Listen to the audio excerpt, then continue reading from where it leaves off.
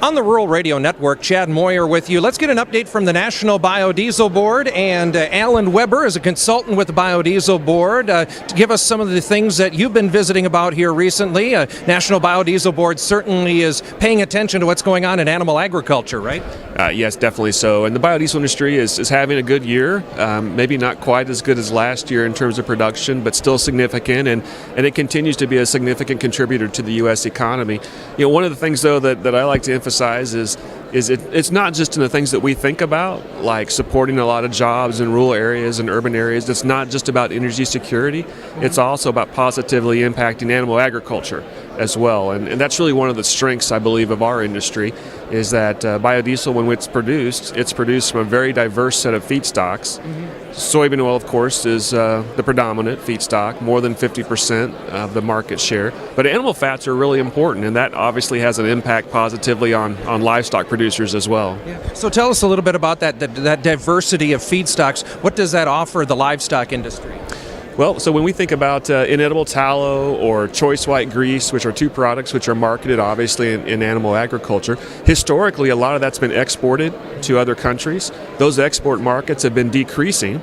And so now animal fats, about 25% of the production of U.S. animal fats actually is moving into biodiesel production.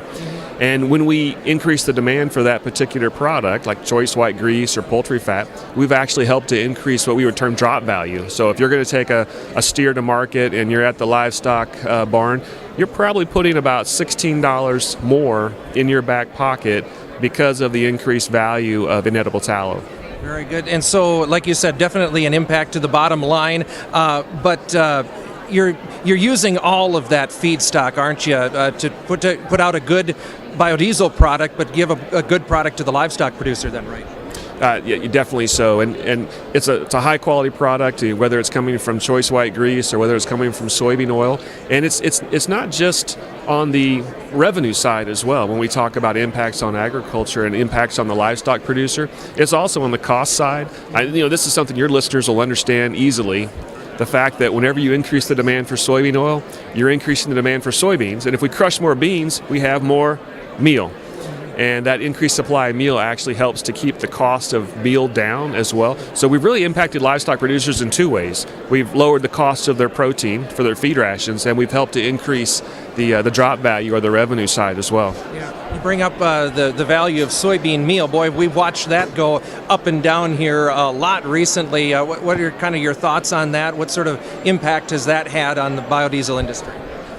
Yeah, well, when we think about the crushing industry, obviously they have a look at their crush margin, and so anytime that we can increase the demand for soybean oil, we've basically increased its contribution to crush margin, which then in effect can help keep soybean meal prices lower. So I know that soybean meal prices have been high. There's been some logistics issues, and obviously demand has been pretty solid, and the export market's been pretty solid for meal. But relatively speaking, it actually could be more or could be higher if it wasn't for biodiesel production. Sure. No doubt about it. So what are kind of the priorities? What do you see as the main things that NBB will be focusing on here in the years ahead? Well, the biodiesel industry is unique in the fact that with the renewable fuel standard being a major driver from a policy perspective, and the uniqueness comes in the fact that each year our industry actually has to go to the U.S.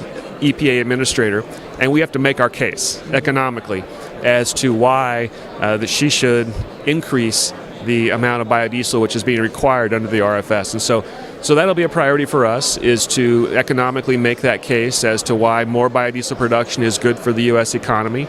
That's probably one of the highest priorities on our plate. So. Yeah, I was going to say, and that decision, even on this year's, just keeps getting pushed back each time, and be nice to just have a decision on that. Oh, it would. We're waiting on a decision for 2014 this November, but yet we're working on 2015 already at the same time. So that uncertainty is unfortunately one of the major risk factors for our members and for our industry, is trying to make decisions whenever there is so much uncertainty. Yeah, sure. Related to that capacity production to end this year and get started for next year, where does that kind of sit at? Well, from a capacity standpoint, our industry actually still has plenty of capacity. So we would, whenever you think about factors that may inhibit the EPA from approving a higher volume obligation.